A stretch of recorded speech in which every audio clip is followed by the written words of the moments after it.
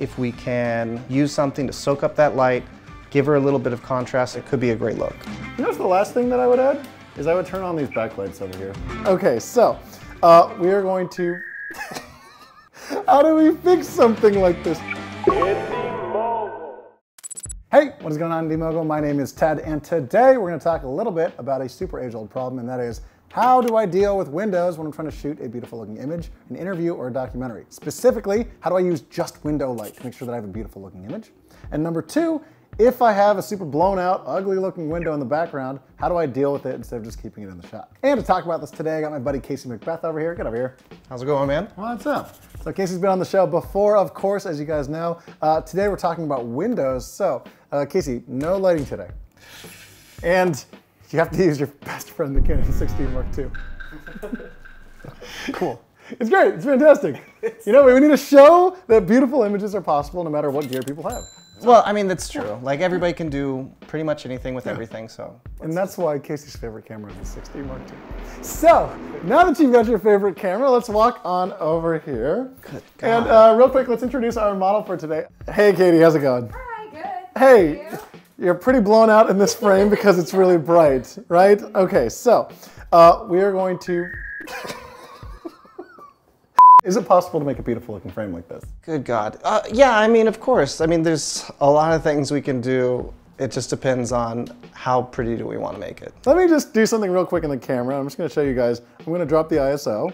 And again, this is what it should look like when we are exposing for Katie in the sunlight. That's like the closest we can get, and that looks kind of weird, right? God. Number two, though, if I was exposing for the background and the rest of the environment, the background looks good now, but Katie's super duper bright. So how do we make those worlds meet? So the thing that we have to do, if we're not using lighting equipment, so we can't raise the exposure of the background and stuff to match her, we need to get her exposure to match the background. So we need to dumb this light down, we need to knock it down as much as possible.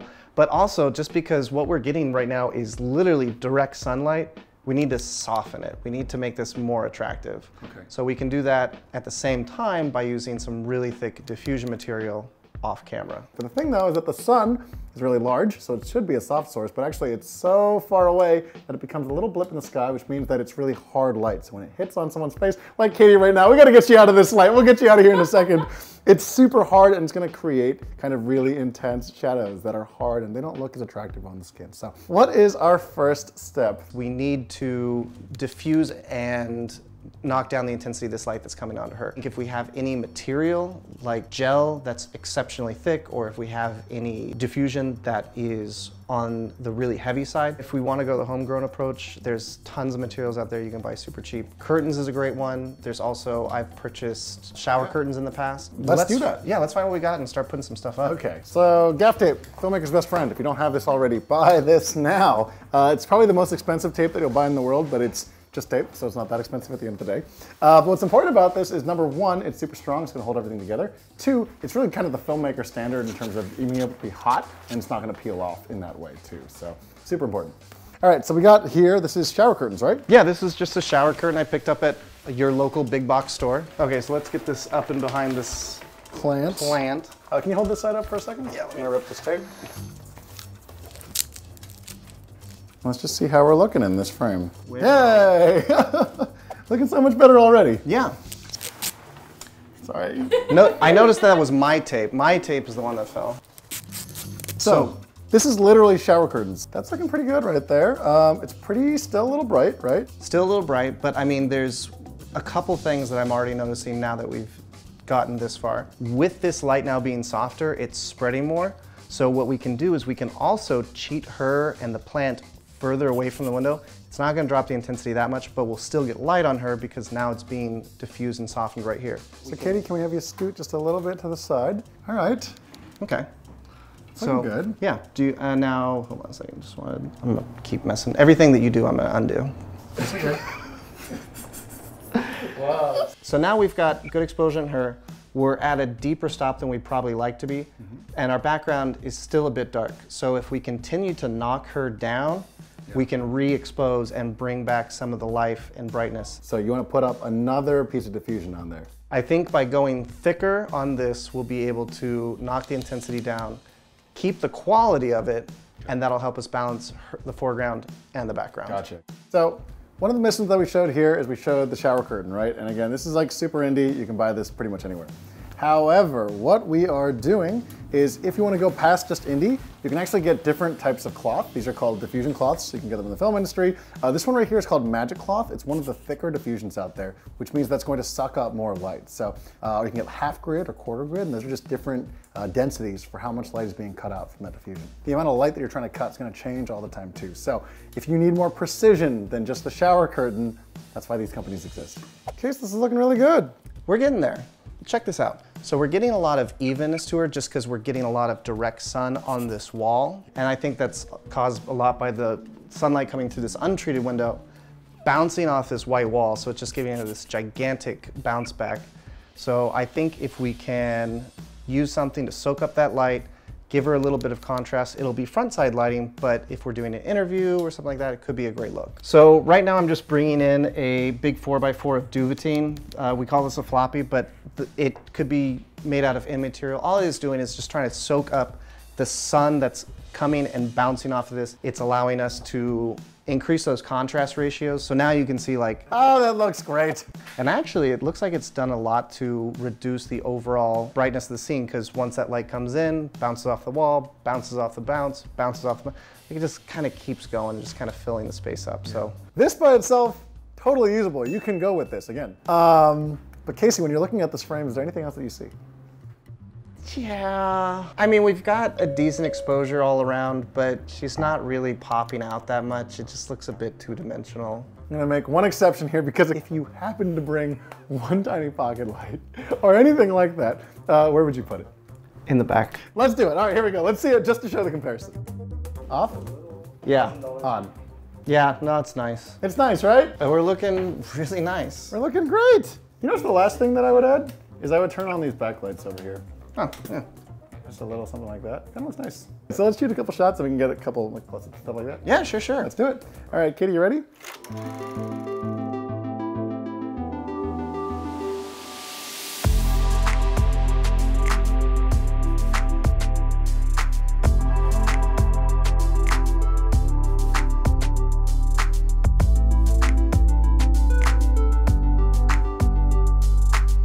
So, now that we've talked about how to use window light as a key, let's talk about the other problem that I see the most often, and that is when you have a window in the background. What I usually see people do is they'll stand right in front of a window, they'll stand like this, they'll shoot this way, and all of a sudden they'll have this crazy glowing light behind them, right? Or everything's a silhouette.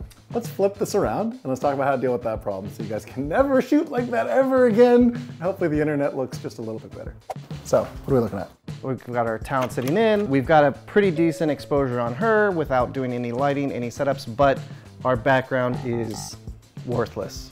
It's all gone. And I either am exposing for Katie right there, or I have to bring it down and expose for the outside. What do we do? Well, you know, when we're talking about big sets, we're talking about having budgets, we're talking about having equipment. So somebody would just bring in a crap ton of light. But we don't typically have that when we're working on our own. We're working with small budgets.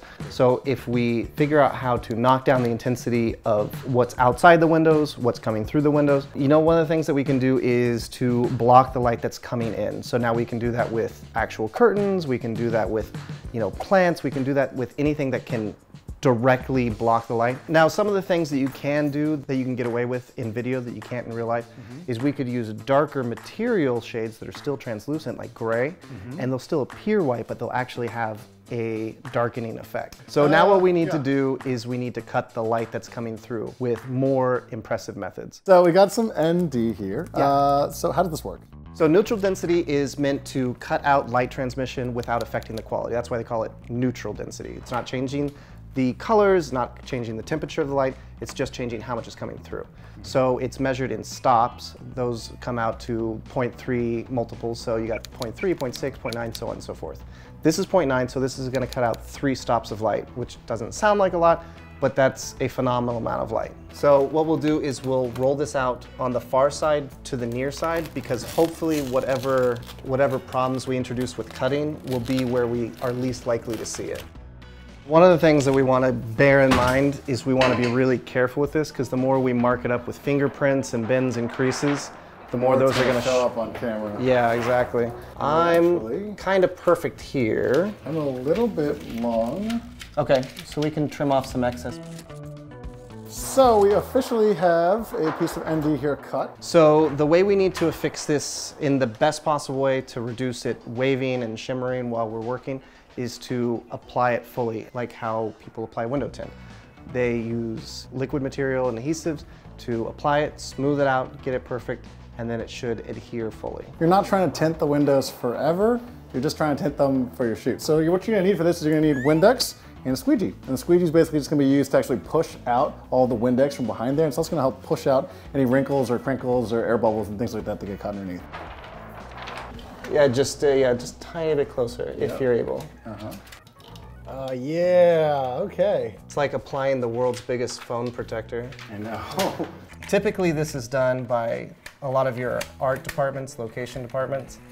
In the past I've done this by merely taping it to the outside of whatever window I'm using. But obviously that can be a bit of an issue when you're shooting, you know, on second stories or higher. I mean, the window looks way better. Does it look way better? Yeah. Good, let's do that one. So a lot of film equipment is kind of made for rough handling because they know it's going to be used for years. This is one of the few things that you have to be super delicate with, because anytime it wrinkles, it stays forever. So that's why I'm trying to make sure we don't bend it or crease it or this will last. Slide it up a bit just to get the bottom set. Okay.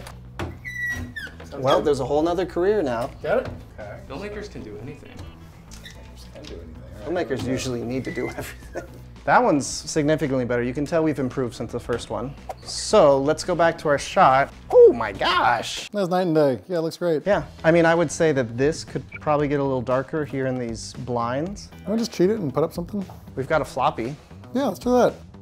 So what we can do is knock it down a bit. We can also move this around so we can allow this to have some space, so it'll be more of like a really dark gray. And you can also use V-flats. V-flats are also basically just kind of, it's like foam core, it's like a type of cardboard. Some of the other ways that you could do this that are a little less labor intensive is if you had net material, either, you know, bobbinet, that's, you know, the traditional like filmmaker net to reduce light. Yeah. Or if you want to use window screen replacement, which is something you can buy inexpensively from a home improvement store. Those are great, except in situations like this where it's significantly backlit, because those things will catch the actual light itself and just kind of keep you chasing. All of a sudden. Yeah, so it's going to keep you chasing your own tail. So in situations like this, the Indy gel is a great way to go. Do you want to get some close-ups so we can get a couple different shots here while we're here? Yeah, yeah, Cool, yeah. sounds good, alrighty.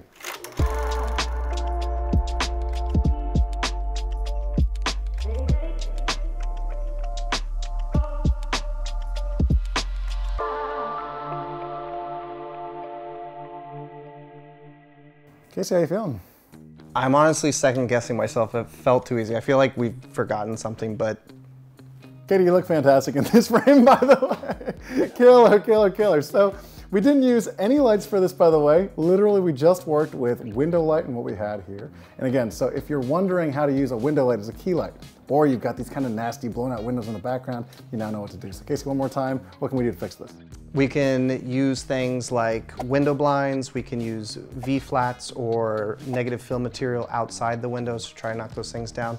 Or we can apply things directly to the windows like the Indy gel material or other net material. But this came out amazing, so. So again, don't forget, if you're shooting in a location with windows, you don't always need more expensive lights or expensive gear to be able to bring in. You can also work with what you have. You can cut down on the sunlight that's coming into those windows. And again, there's tons of beautiful, great looking frames that you can get with that. So, without much further ado, Casey, if people have questions, where can they find you and can they ask questions down below? Yeah, if you guys have any questions, feel free to put them in the comments section below. I try to check those as often as I can just because we have a lot of great engagement there. Or you can connect with me on Instagram at McBro_FTW. Right on. And then also, we're going to put Katie's information down below as well, too, so if you want to find her as well, you can follow her there. There you have it. That's Indy Mogul. My name is Ted. Thank you so much for watching this episode. And of course, we will catch you guys in the next one. Indy Mogul. And when you're ready.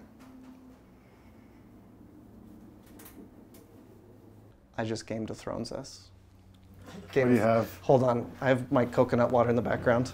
Take the squeegee out too. Take this. Okay, good. Oh wait, hold Sorry. on. Put this plant there. Come with me, Dave. Dave. Yay! Dave looks so happy there.